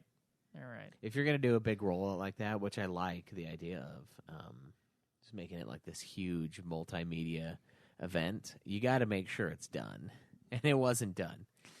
It really wasn't done. They delayed it because it wasn't done, but the movie was done already. So they released the movie, and then you didn't get the game for months. Like, I was happy with 15 being 15 as it was. I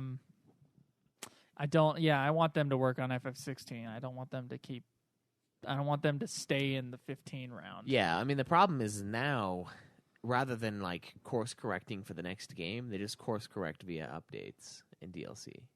Yeah. Which is not. It's not something I want necessarily. Yeah, I'd rather them just move on and just say, like, you know what, we get what you guys didn't like, and we'll see what we do to adjust it. Like, you know, I want Ito and Kitase to make the next game. That's what I want. I want the Dream Team back again, the FF6 Dream Team. I know Sakaguchi doesn't want to make another Final Fantasy. That's fine. Give me the other two guys. Yeah, I want Ito to work on the gameplay. yeah, that would be good.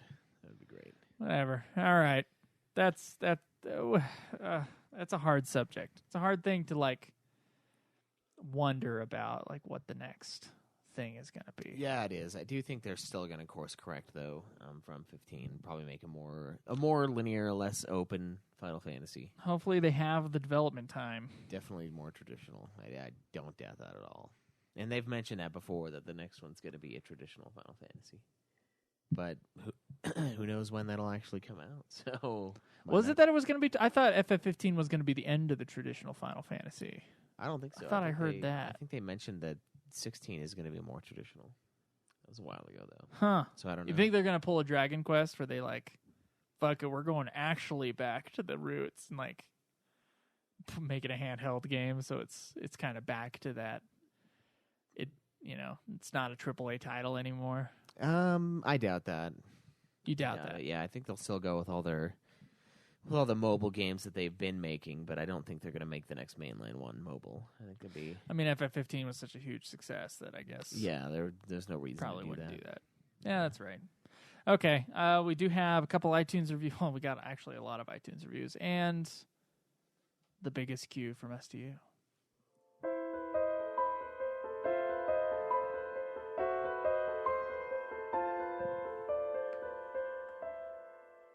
iTunes.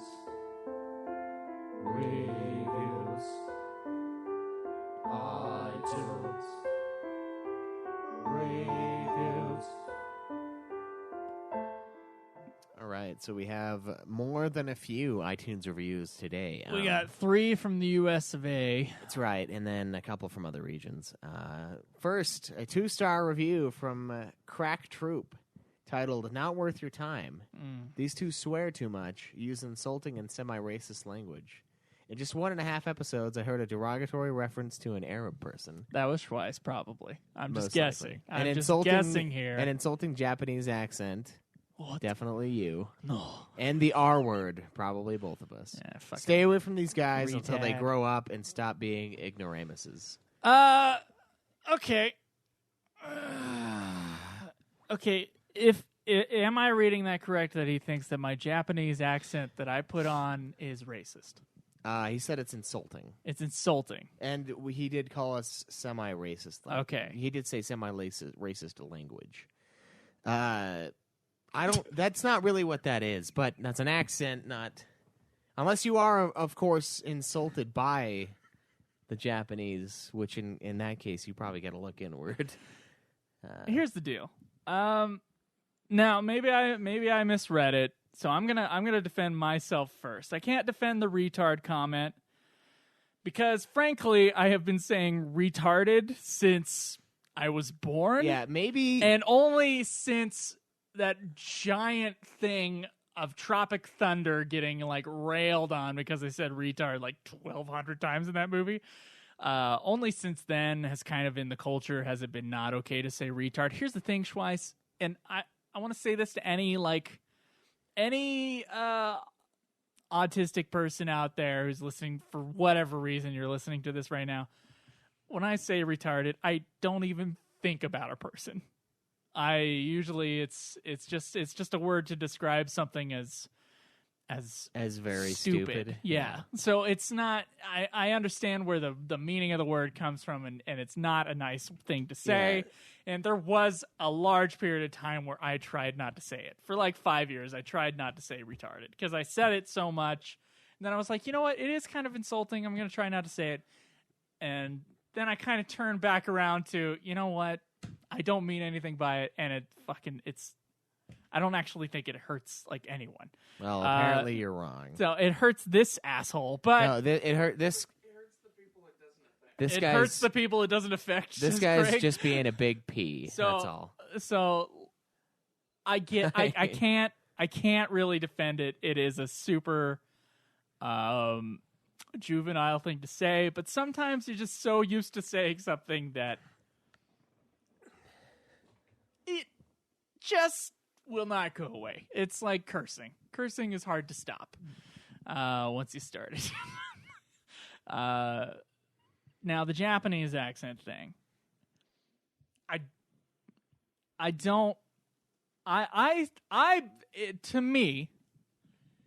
To me, it comes from a place of love. Okay?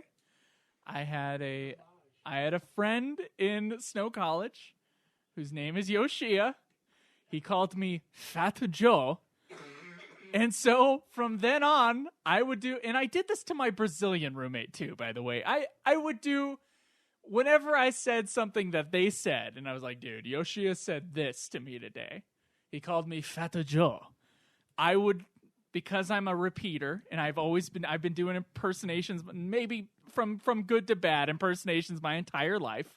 I've just been a repeater of words and how people say them. That's how I would refer to Yoshia saying something. Now, because we're getting Japanese news all the time and a whole bunch of Japanese shit on this show, when there's a quote from someone, I will have to fight myself from not saying that quote in what is sometimes a good and sometimes a bad Japanese foreign accent. I don't believe, however, that it is racist to put on a Japanese accent.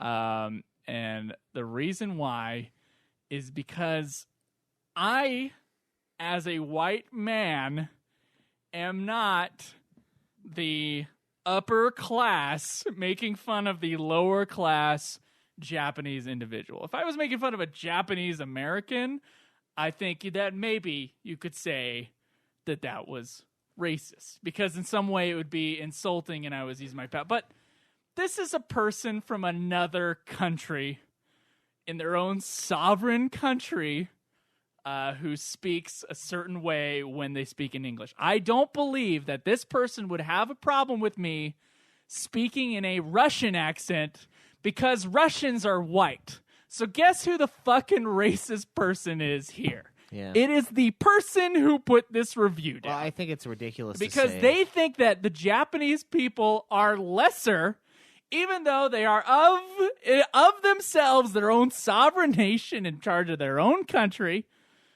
And me putting on the accent of their foreign accent should not be insulting, because I consider them, they're in the same situation I am. We're just separate communities. It's technically not racist at all, because you're not treating anybody differently based on their race. That's all racism is. So it's not racist to have an accent or to put on an accent from another race.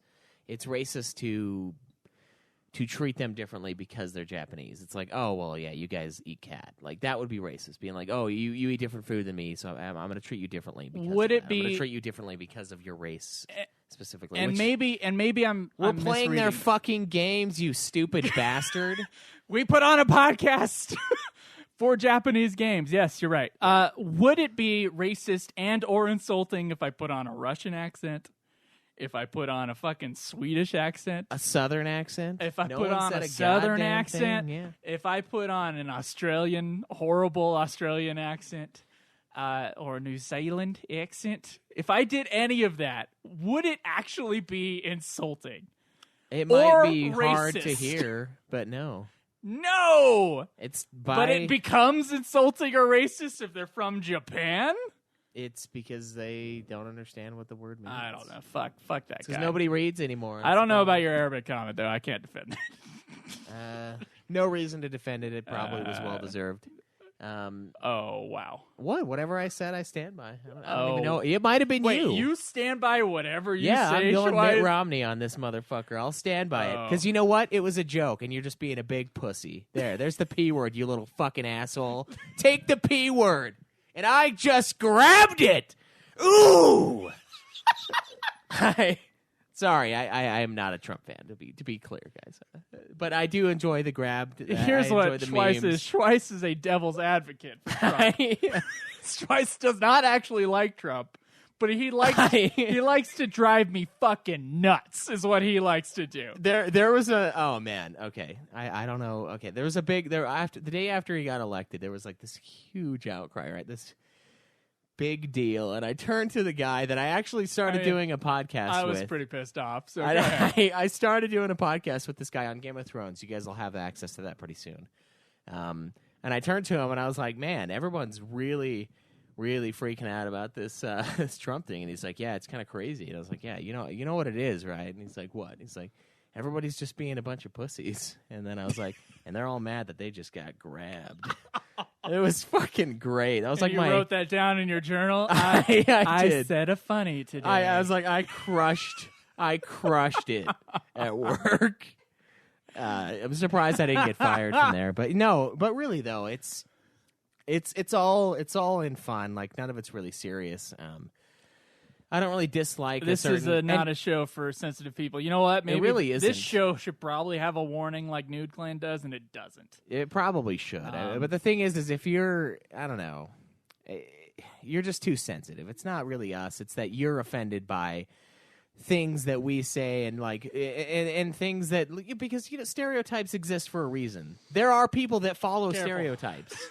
No, I'm saying they truly do exist for a reason. There are people that are epitomes of their stereotyped whatever it is, their race, their ethnicity. They exist. Caleb Craig is fat ass. Yeah, he's a stereotypical fat guy. Soon he'll be getting that little roller cart at Walmart, driving around, getting in people's ways. Yeah, it's not that everybody that is the same. No one's like, when I joke about certain things, that's not what I'm saying. I'm not saying that, they're all this way. Every Japanese person sounds just like Joe does. Like, we don't have to say that that's not what we mean. You're the one that's making it into something that it's not. We're just messing around. So, yeah, I love getting the reviews, but at least we did get 2 stars from the guy though. There is one 1-star review that just says Joe is a bottom. So I mean, This guy gave us true feedback. Yeah, that's And hey, true he distaste, should and give he a still review. gave us 2 He should stars. give a review on that that homophobic comment. Yeah, there you Yeah, there you go. go. Joe's a bottom, yeah. Yeah, Go review the review. go review that reviewer. I think we got the 2 stars because it was offensive and derogatory, but he still kind of laughed at it. I think that's what the 2 stars came Second from. star. Yeah, he's like, fuck it. It was good. It was offensive, but it was good.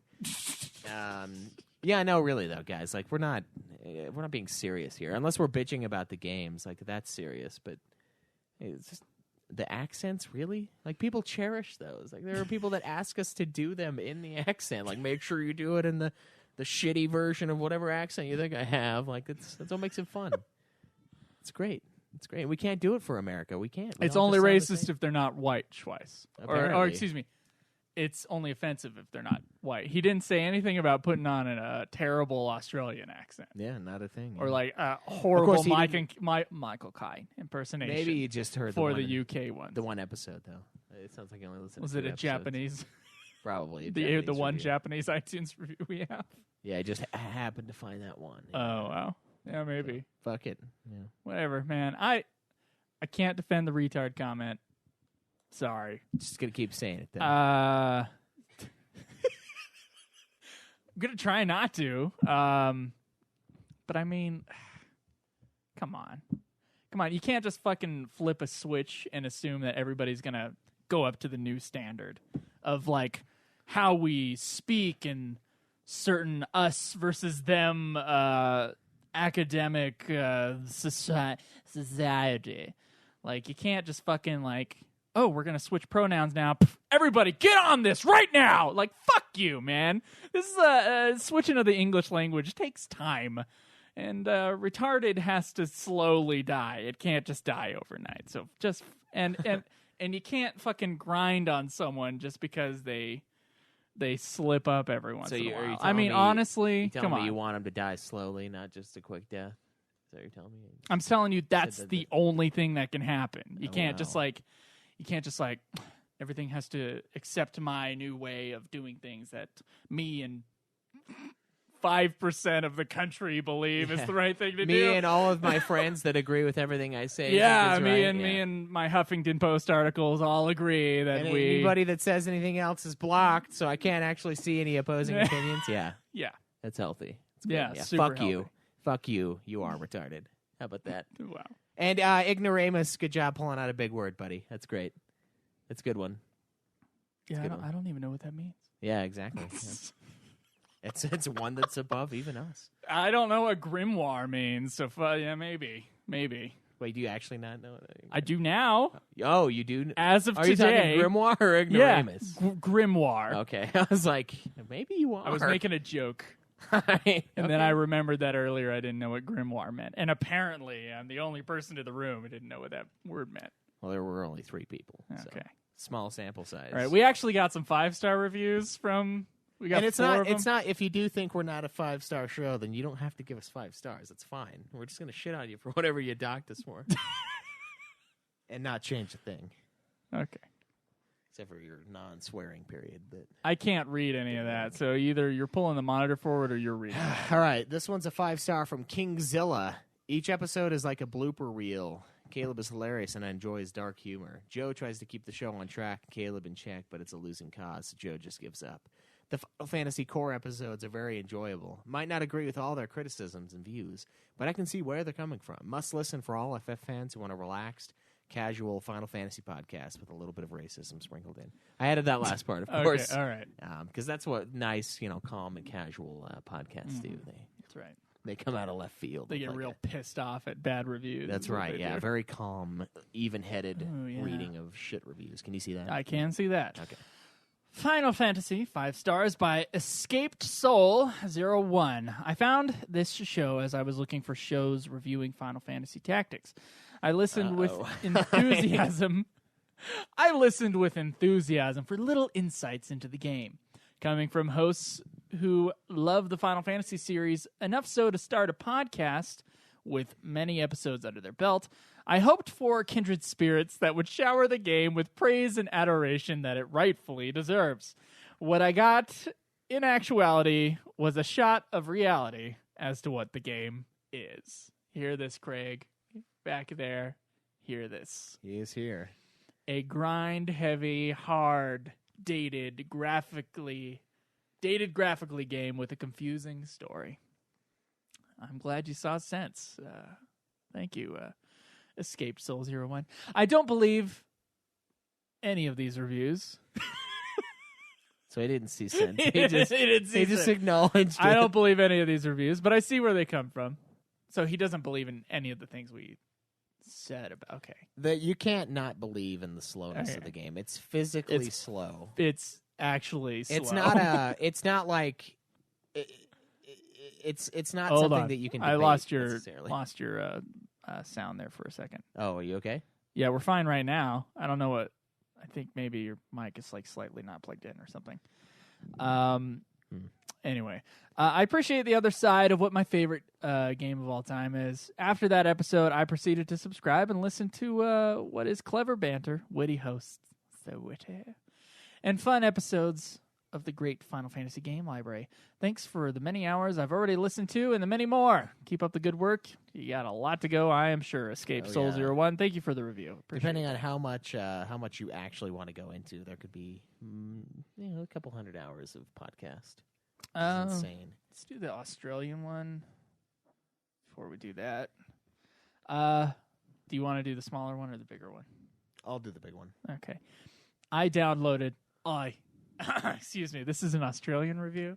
Sorry if I offend any Australians for this accent, because you know how offended I am when someone does a bad American accent, right? Very. Yeah. I mean, when Daniel Craig put on that terrible American accent in Tomb Raider, I just couldn't stand it. Exactly. Yeah. Made the movie. It ruined my day. I will never watch another Daniel Craig movie ever again because he was so offensive to my American accent.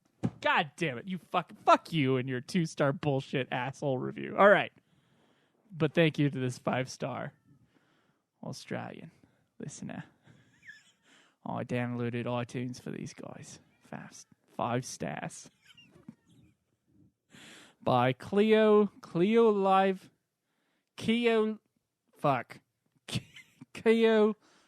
at Home. The ultimate. Join two mates as they live and breathe all Final Fantasy content and make life mistakes along the way. That's mostly me. Thank you very much. They are on a journey to play through every single game in the series and everything related.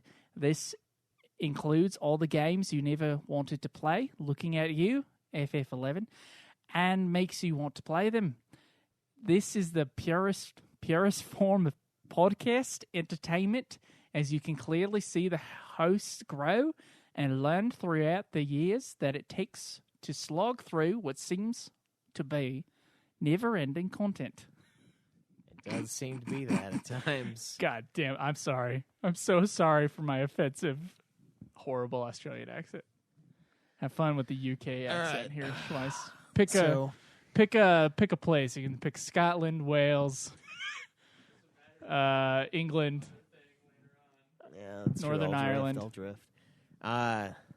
The Iceman of FF Podcasts Okay, you're doing the... by Jack V. Jipper. True to their opener, this truly is the ultimate Final Fantasy podcast. I was replaying through the digital release of FF9 on PSN about 3 months ago when I decided to take a look for a podcast on my favorite gaming franchise of all time.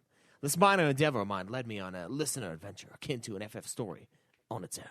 I have thoroughly enjoyed each and every episode, except Super Sexy. It's a no from me. How dare you? And have gone back to the beginning and listened to near enough every episode these guys have made.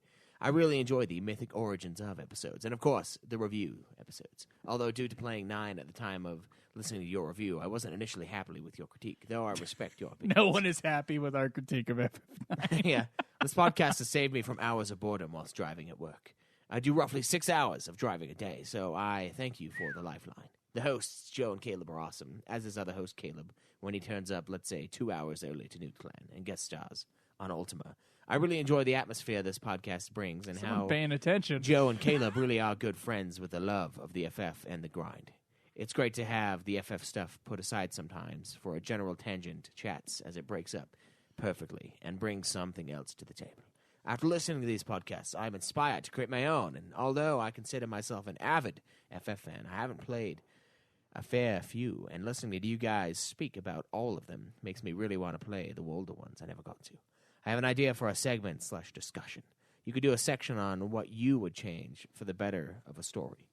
For example, in FF12, I would have Vaughn still in the story, but rather than just being a random pickpocket we take control of, I'd have him, upon being an orphan who lost his brother, be fostered by the clan Centario when taking the Sword of Kings to Azelis. Old Dallin demands he partake of the journey with Bosch. I feel that would be a better reason for him to be part of the story. Based on what I've played, my rankings would be best to last, FF7, 10, 12, 9, 10, 2, 13, and FF Type 0. It's like Barrett said, but you got to understand that there ain't no getting off of this train we're on till we get to the end of the line. Enjoy the grind. Wow. That, you know what? It's not a bad setup for Vaughn, actually, in FF12. Yeah. Yeah. Yeah, it's pretty good.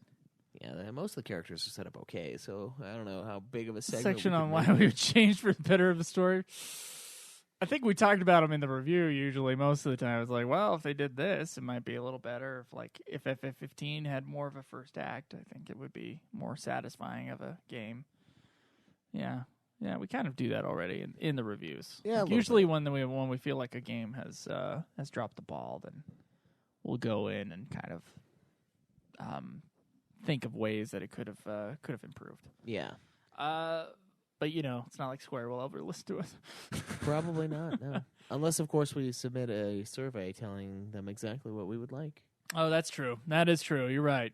Absolutely right. I got a query from us to ye. All right, let's do it.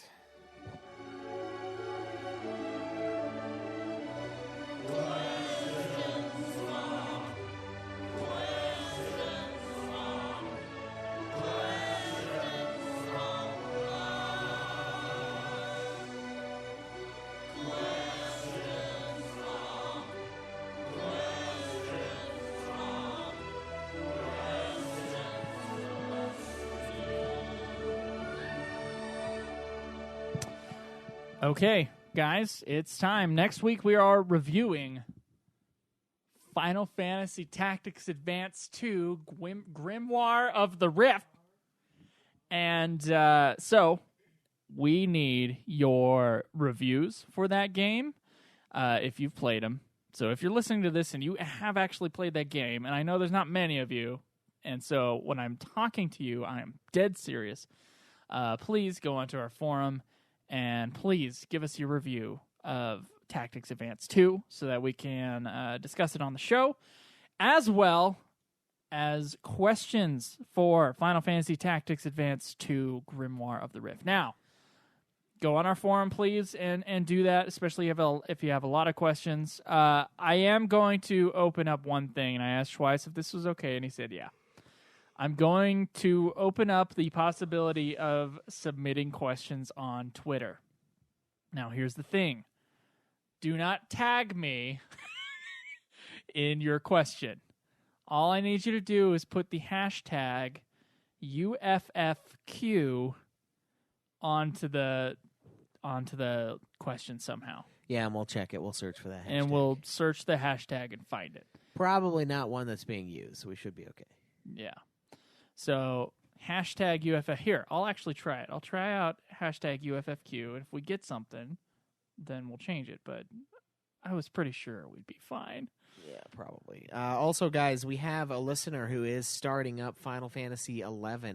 If any of you guys have that on the backlog, know you want to play it, but don't know when you'll ever find someone else to join, our good friend Rob Lennon is actually going to start the game out. If you want to tweet him at Diggin' Deep Games on Twitter, you can reach out to him there, or you can send him an email at diggingdeepsports, or it's rlennon at diggingdeepsports.com, DIGGIN. And I know there have been a few people over the years that have contacted me like I've kind of like there's a couple that I've kind of pressured into like wanting to play 11 because it's like you didn't beat all the mainline ones. Pressured into wanting to play 11. Yeah. So if you guys were pressured and feel like you want to actually play the game and have the time right now, we got a guy that's starting it out. Please start with Digging Deep's Sports, because it's a game that you must play with other people, and it's a sad, lonely experience if you don't. Oh, it's sad and lonely even if you do. But that's true. It's but way you might worse alone, right? Yeah, exactly. So yeah, thank you guys. UFFQ is a very, very underused hashtag, so we're fine.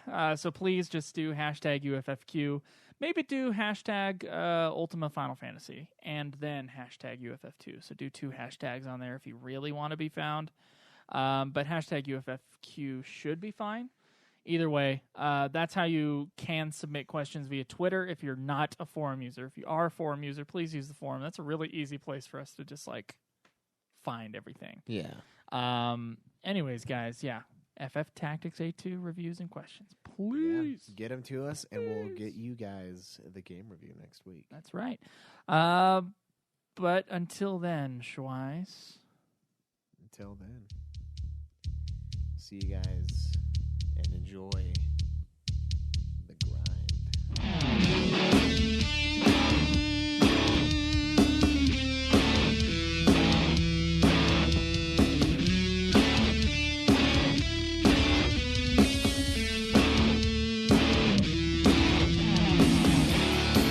Ultima Final Fantasy is a podcast created by Kingdom Entertainment and is executive produced by Joseph DeGollier, Caleb Schweiss, Caleb Craig, and Cameron Wilson. Find out more at kingdomentertainment.com.